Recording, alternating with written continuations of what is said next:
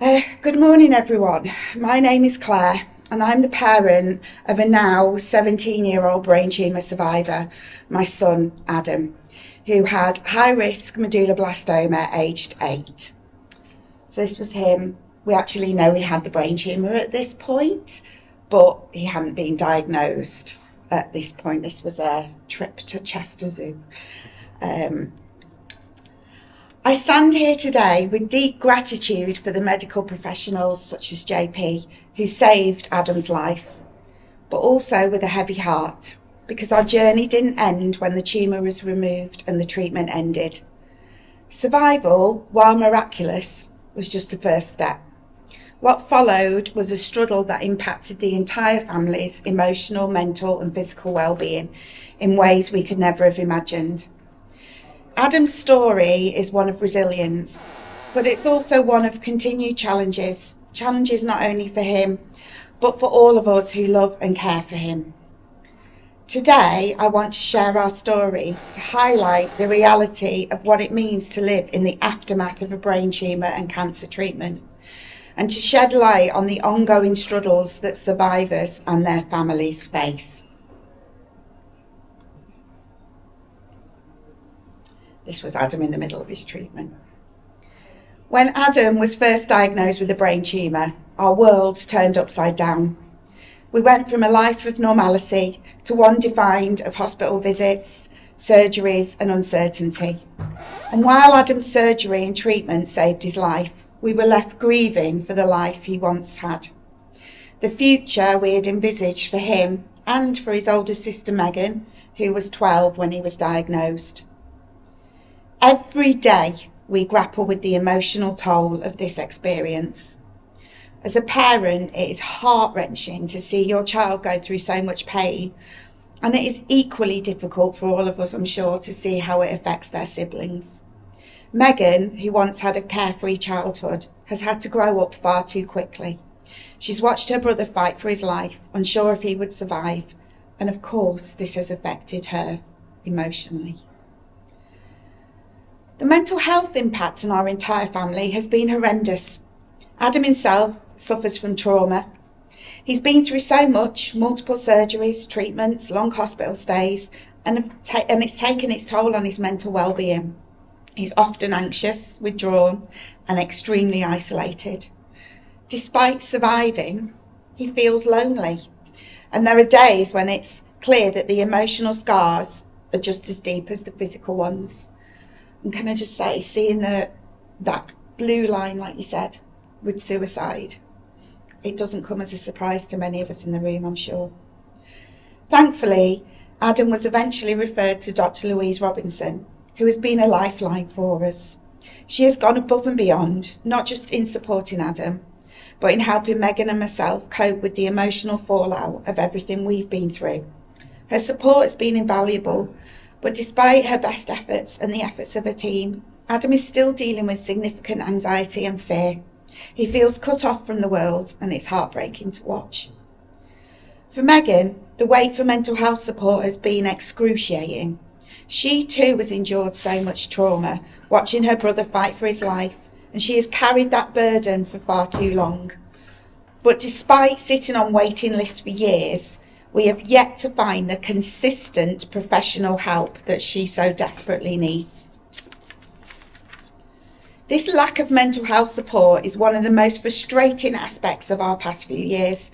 The emotional trauma that comes from a cancer diagnosis isn't just limited to the patient, it affects the entire family, but the resources to help families like ours cope are severely lacking within the community. In addition to the emotional impact, one of the most significant gaps in Adam's care came after the chemotherapy was finished. Adam was never offered any form of specialist brain injury rehabilitation.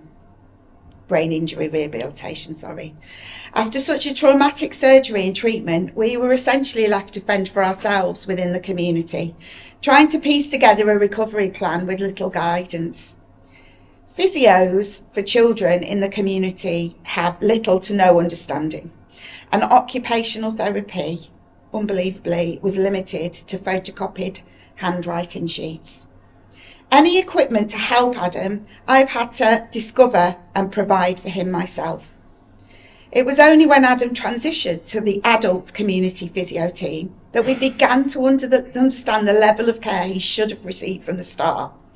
Now he receives occasional, very occasional physiotherapy in a stroke unit, where the staff have a deep understanding of brain injury recovery. But had he been given access to this kind of care earlier, Adam's recovery might have been much further along.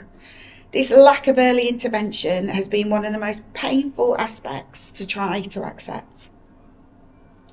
Even after surviving the tumour, Adam's health has been a constant battle.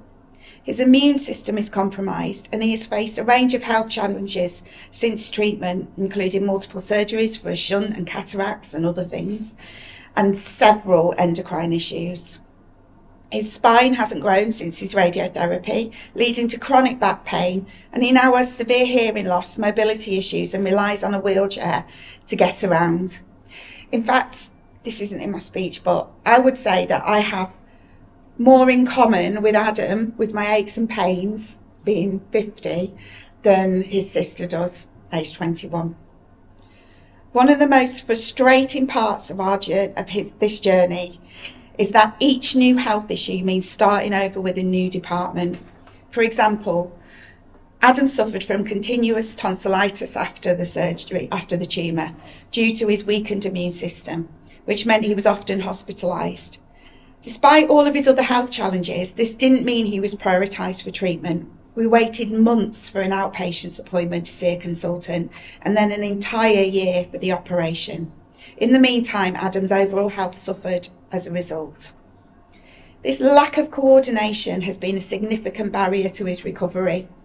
Despite the best efforts of incredible people like Joe Page, our Macmillan nurse, who has always advocated for Adam, there is no one who is responsible for overseeing all aspects of his care. What we need is someone who can coordinate treatment for brain tumour survivors, someone who understands the complexities of their health issues and can ensure that they receive timely and appropriate care. What this journey has taught me is that survivorship needs to be about more than just surviving. It needs to be about thriving. We can't stop at saving a child's life. We need to ensure that these children have the resources and the support they need to live full lives, physically, emotionally, and mentally. We need better mental health services for survivors and their families. We need specialist rehabilitation for brain injuries. And we need healthcare systems that provide coordinated care for the complex and long-term issues survivors like Adam face. Until these gaps are addressed, families like mine will continue to struggle, feeling as though we are on our own. In closing, I want to take a moment to focus on the positive aspects of our journey. Despite the challenges we've faced, our family, the three of us, and Mum and Dad, have emerged as a strong unit, bound together by love and resilience. I am incredibly grateful for the unwavering support from my parents, who have been there for us every step of the way. Mum's shepherd's pie when they came onto the ward was always popular. I am so proud of my beautiful children. Adam, no matter how ill he may feel, continues to get up each day and face the world with courage. His strength inspires me, and I see glimpses of the vibrant boy he once was, despite the battles he continues to fight. And Megan, with her bravery and empathy, has shown me what it means to be strong in the face of adversity. As we move forward, I urge all of you, health professionals, advocates and policymakers, to put more funding and support into helping these wonderful, brave, inspiring young people. As I've just said before, they deserve more than just to survive. They deserve the chance to thrive. Together, let's work to create a future where every child has the resources and support they need to truly live life to the fullest.